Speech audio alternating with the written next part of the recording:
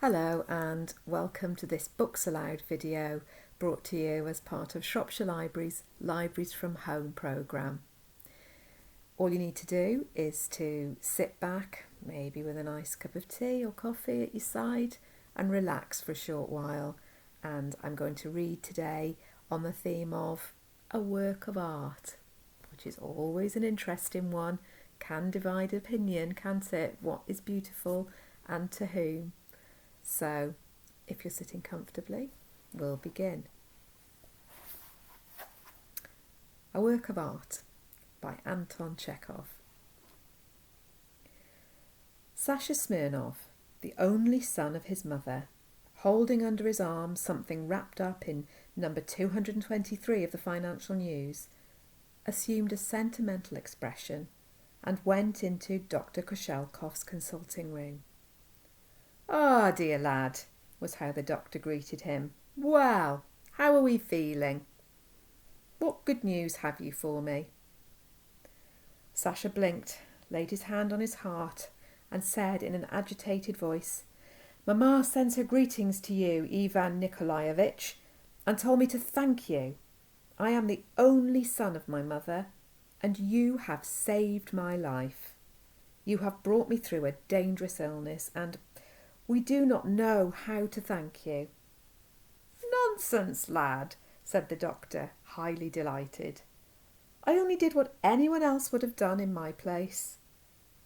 I am the only son of my mother. We are poor people and cannot, of course, repay you, and we are quite ashamed, doctor. Although, however, Mamma and I, the only son of my mother, earnestly beg you to accept, in token of our gratitude, this object, which is an object of great value, an antique bronze, a rare work of art." "You shouldn't," said the doctor, frowning. "What's this for?" "No, please do not refuse," Sasha went on muttering as he unpacked the parcel. "You will wound Mamma and me by refusing. It's a fine thing, an antique bronze. It was left us by my deceased father, and we have kept it as a precious souvenir.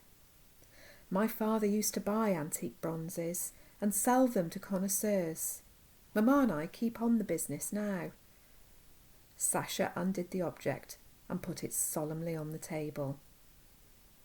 It was a not very tall candelabra of old bronze and artistic workmanship. It consisted of a group. On the pedestal stood two female figures in the costume of Eve and in attitudes for the description of which I have neither the courage nor the fitting temperament. The figures were smiling coquettishly and altogether looked as though, had it not been for the necessity of supporting the candlestick, they would have skipped off that pedestal and have indulged in an orgy such as is improper for the reader even to imagine. Looking at the present, the doctor slowly scratched behind his ear, cleared his throat and blew his nose irresolutely. Yes, it certainly is a fine thing," he muttered, "but how shall I express it? It's not quite for family reading. It's not simply décolleté, but beyond anything, dash it all." "How do you mean?" "The serpent tempter himself could not have invented anything worse. Why, to put such a phantasmagoria on the table would be defiling the whole flat." "What a strange way of looking at art, doctor," said Sasha, offended. "Why, it is an artistic thing. Look at it. There is so much beauty and elegance that it fills one's soul with a feeling of reverence and brings a lump into one's throat. When one sees anything so beautiful, one forgets everything earthly. Only look, how much movement, what an atmosphere, what expression." "I understand all that very well, my dear boy," the doctor interposed, "but you know I am a family man. My children run in here. Ladies come in." "Of course, if you look at it from the point of view of the crowd," said Sasha, "then this exquisitely artistic work may appear in a certain light. But Doctor, rise superior to the crowd, especially as you will wound Mamma and me by refusing it. I am the only son of my mother. You have saved my life. We are giving you the thing most precious to us, and I only regret that I have not the pair to present to you. Thank you, my dear fellow. I am very grateful. Give my respects to your mother, but really consider my children run in here. Ladies come. However, let it remain. I see there's no arguing with you. And there is nothing to argue about, said Sasha, relieved. Put the candlestick here, by this vase. Oh, what a pity we have not the pair to it. It is a pity. Well, goodbye, Doctor.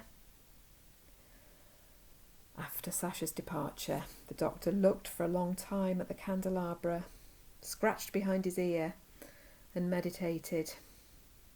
It's a superb thing, there's no denying it, he thought, and it would be a pity to throw it away, but it's impossible for me to keep it. Here's a problem. To whom can I make a present of it? Or to what charity can I give it? After long meditation, he thought of his good friend, the lawyer Uhoff, to whom he was indebted for the management of legal business. Excellent, the doctor decided. It would be awkward for him as a friend to take money from me, and it will be very suitable for me to present him with this. I will take him the devilish thing. Luckily he is a bachelor and easy-going.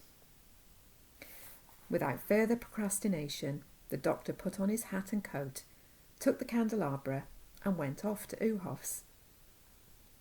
"How are you, friend?" he said, finding the lawyer at home. "I've come to see you, to thank you for your efforts.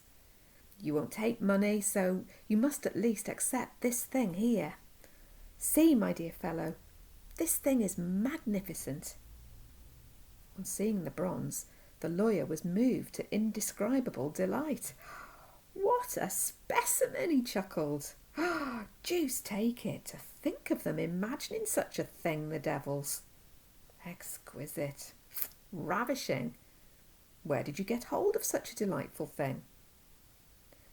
After pouring out his ecstasies, the lawyer looked timidly towards the door and said, "Only you must carry off your present, my boy. I can't take it." "Why?" cried the doctor, disconcerted. "Why, because my mother is here at times, my clients. Besides, I should be ashamed for my servants to see it." Nonsense, nonsense, don't you dare to refuse," said the doctor. It's piggish of you. It's a work of art. What movement, what expression. I won't even talk of it, you will offend me. Well, if one could plaster it over or stick on fig leaves. But the doctor gesticulated more violently than before, and dashing out of the flat went home, glad that he had succeeded in getting the present off his hands. When he had gone away, the lawyer examined the candelabra, fingered it all over, and then, like the doctor, racked his brains over the question of what to do with the present. "It's a fine thing," he mused, "and it would be a pity to throw it away, and improper to keep it. The very best thing would be to make a present of it to someone. I know what. I'll take it this evening to Shashkin, the comedian. The rascal is fond of such things. And by the way, it is his benefit tonight." No sooner said than done. In the evening, the candelabra, carefully wrapped up, was duly carried to Shashkin's. The whole evening, the comic actor's dressing room was besieged by men coming to admire the present. The dressing room was filled with the hum of enthusiasm and laughter like the neighing of horses. If one of the actresses approached the door and asked, "May I come in?" the comedian's husky voice was heard at once. "Oh, no, my dear, I'm not dressed." After the performance, the comedian shrugged his shoulders, flung up his hands and said, "Well, what am I to do with the horrid thing? Why, I live in a private flat. Actresses come and see me. It's not a photograph that you can put in a drawer. You'd better sell it, sir, the hairdresser who was disrobing the actor advised him. There's an old woman living about here who buys antique bronzes. Go and inquire for Madame Smirnov. Everyone knows her. The actor followed his advice. 2 days later, the doctor was sitting in his consulting room and with his finger to his brow was meditating on the acids of the bile. All at once the door opened and Sasha Smirnov flew into the room. He was smiling, beaming, and his whole figure was radiant with happiness. In his hands he held something wrapped up in newspaper. "Doctor," he began breathlessly, "imagine my delight. Happily for you, we have succeeded in picking up the pear to your candelabra. Mamma is so happy. I am the only son of my mother. You saved my life." And Sasha, all of a tremor with gratitude, set the candelabra before the doctor. The doctor opened his mouth, tried to say something, but said nothing. He could not speak. Oh dear, really a story of beauty being in the eye of the beholder. I'm sure we've all had that happen to us, have something given to us that we've had to admire when really we might think otherwise. So I'm just going to read a poem to complete this Books Aloud, and it is A Thing of Beauty by John Keats. A thing of beauty is a joy forever. Its loveliness increases. It will never pass into nothingness, but still will keep a bower quiet for us, and a sleep full of sweet dreams, and health and quiet breathing. Therefore, on every morrow are we wreathing a flowery band to bind us to the earth. Spite of despondence, of the inhuman dearth of noble natures, of the gloomy days, of all the unhealthy and o'er-darkened ways made for our searching. Yes, in spite of all, some shape of beauty moves away the pall from our dark spirits. A lovely poem which speaks of the joy in beautiful things, whatever beautiful is to you. Thank you for listening.